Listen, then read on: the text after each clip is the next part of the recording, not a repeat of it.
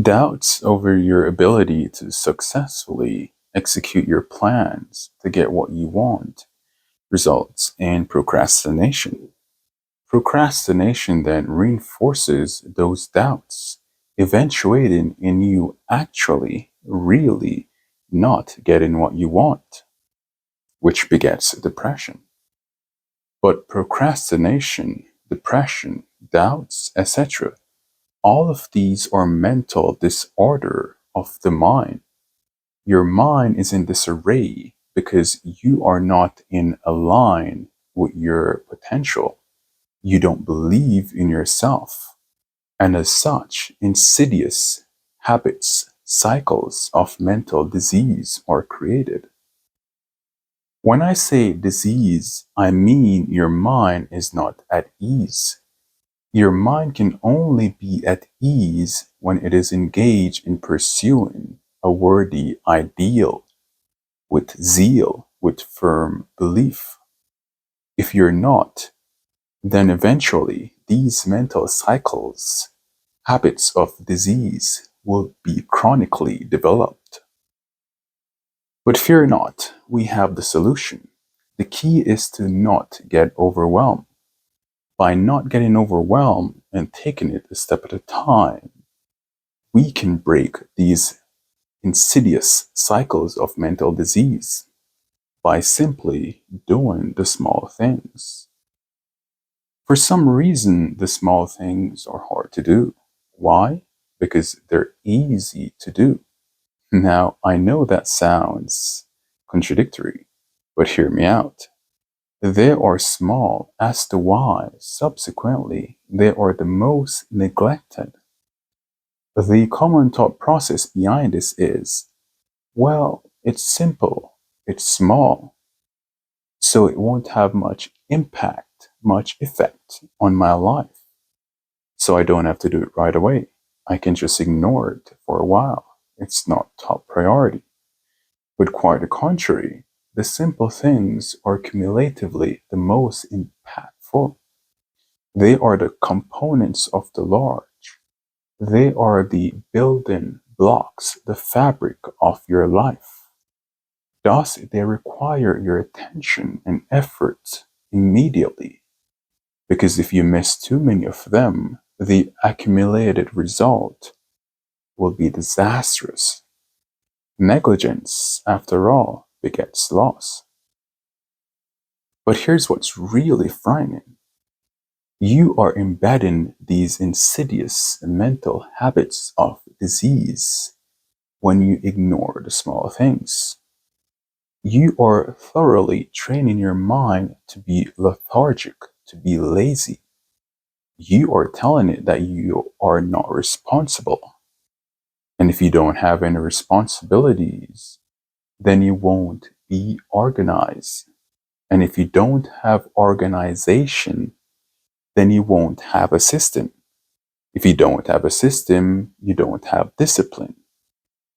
Then you lose control. Do you see the avalanche, the domino effect? This is why I said, cumulatively, they are the most impactful, the small things. Because if you miss too many of them, the end result is a disaster. We can fix this, we can rectify it by doing some small challenges. Now, this can be learn a new word and making a sentence out of it, reading a page of a book that educate you daily, doing some morning walking exercise to boost your moral, mood, along with meditation, which I find to be the mental medication.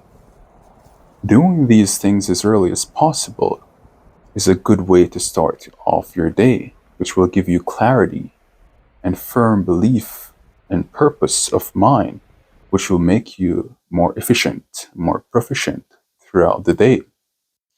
Any other small challenges that you can think of that is specifically suited to your life, get at them fervently.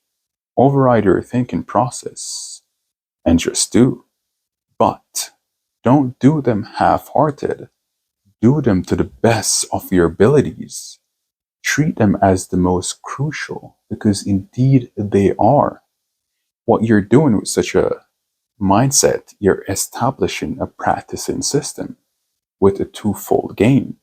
One, you are now thoroughly training your mind to be methodical.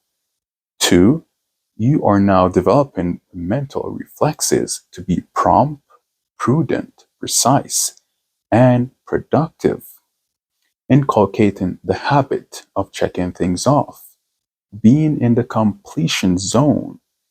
The mind is at its most stimulated state when it is engaged in the process of completing things.